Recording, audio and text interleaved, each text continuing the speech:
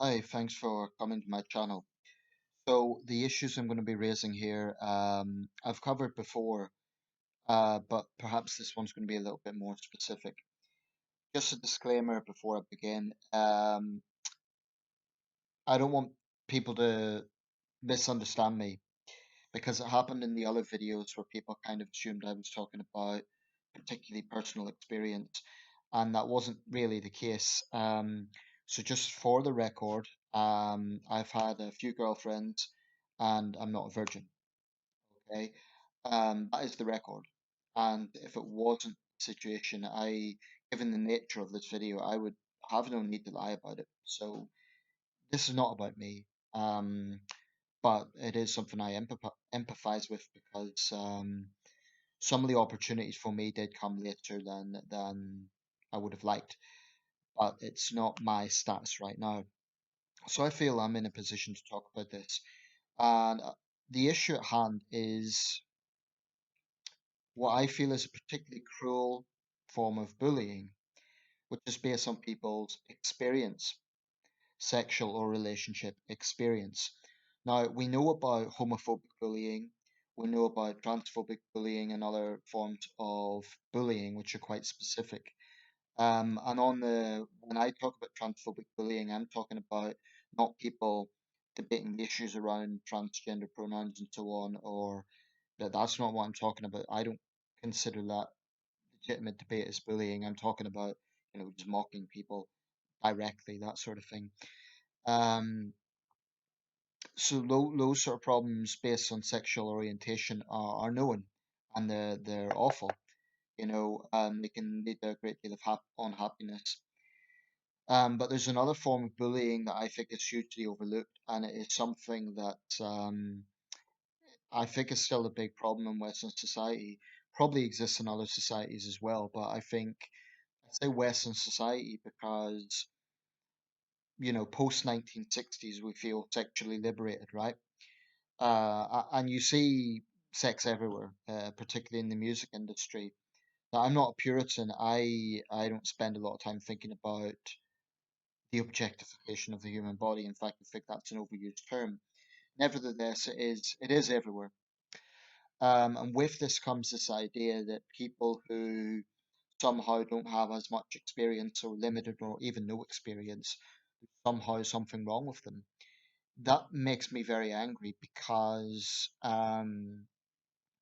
it's a lack of empathy, but it's also cruel because those people are already struggling with the loneliness that comes from that without having to be mocked on top of it. So, a few examples. Uh, how often do we hear about the 40-year-old virgin? You know, particularly, I'm not just quoting the film title, but even before that film, the idea that an older person, particularly men, I have to say, not having sexual experience, they're generally seen as losers. They're generally seen as maybe being a mummy's boy or trapped in their basement, being nerds, being or even creeps. Um, One of the most unfortunate kind of side products of this, particularly in recent years, is somehow connecting men who have a lack of experience as being misogynists. And I think this is partly explained by the rise of kind of some male incel groups that are quite misogynistic in nature, where they do blame women for the problems. They don't help other guys that are in that position because they then send out the message that because of their lack of experience, that every man who is in that position doesn't have experience because he's a misogynist, and that's totally misleading. I mean, I like I would say it was late for me. It certainly wasn't because I hated or blamed women. It's just that a range of factors, a lack of opportunity. For me, it wasn't really a confidence issue. It was just that opportunities didn't arise. I had relative confidence around women. I had plenty of female friends. It was never really like I froze up with women. I mean, I'm not going to say I was super confident, but I would say I was about average in terms of, wasn't super shy or anything like that. But when I made my last video, I was talking about the situation of involuntary celibacy. And this term incel has been coined out of that. Unfortunately, now the term is almost automatically associated with these misogynist groups. So that's why I'm not going to use that for the title of this video because I don't want people to misunderstand my position. I have no interest in defending those guys, but there is unquestionably certain situations that lead to alienation. I mean, you get these sort of alpha male, macho bro circuits, so to speak, for want of a better term. In the UK, we would call it the Jack the Lad sort of thing. And on some level, it's harmless, but if if you get a guy and he's with a group of friends and they're always making jokes at his expense, and they're always saying, "Oh, this guy is, maybe you'll lose your virginity tonight," or whatever the joke might be. They're not friends, and my advice to any guy in that situation would be drop those guys immediately if you can. They're not friends. They're really not. No true friend would act that way. Um, I mean, there is a joke and there's banter, and then there's just going too far. And there's real world consequences of this. Recently, we were talking about International Men's Day. One of the factors of that is the rate of male suicide. I'm not saying that men commit suicide because they don't have girlfriends or wives. There's a whole range of factors. There's financial issues, there's depression, but certainly I would say it's one of them. I would say that loneliness is one factor, and this also applies to women, but I think there's a little bit more of a stigma on men in some ways. Having said that, a young woman in an all-girls school, who doesn't have a boyfriend, she's going to be tormented as well. My younger sister went to an all-girls school, and the bullying there was unbelievable. Not necessarily about relationships in her case, but it was more about the sort of music she listened to and so on. But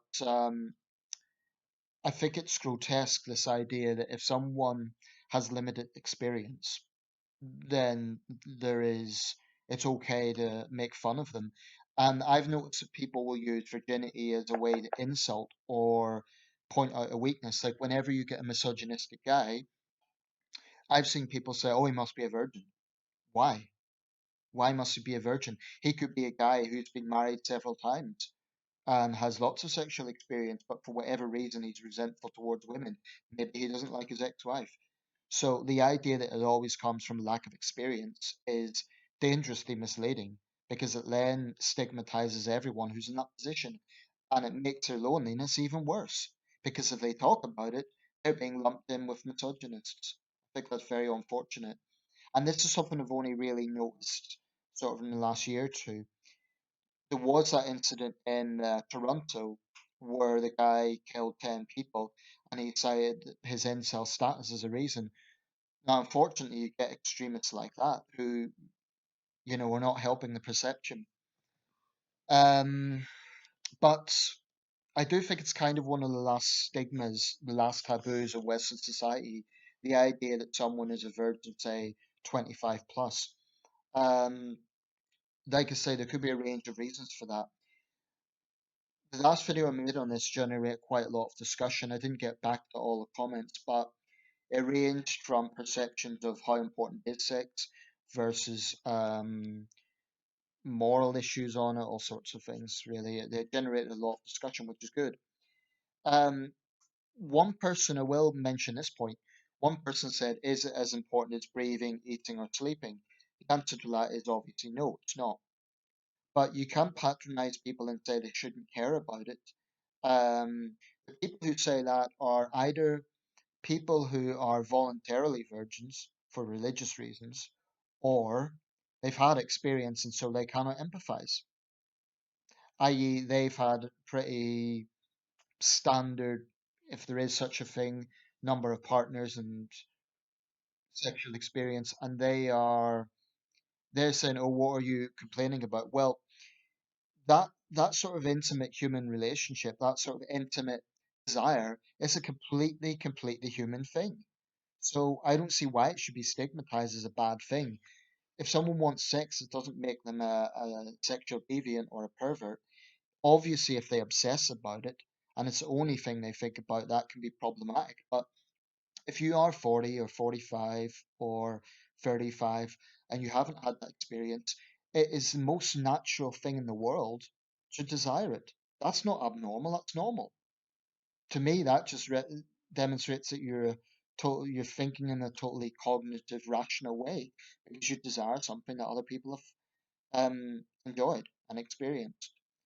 So I think there is a lot of stigmas around this that really need to be challenged.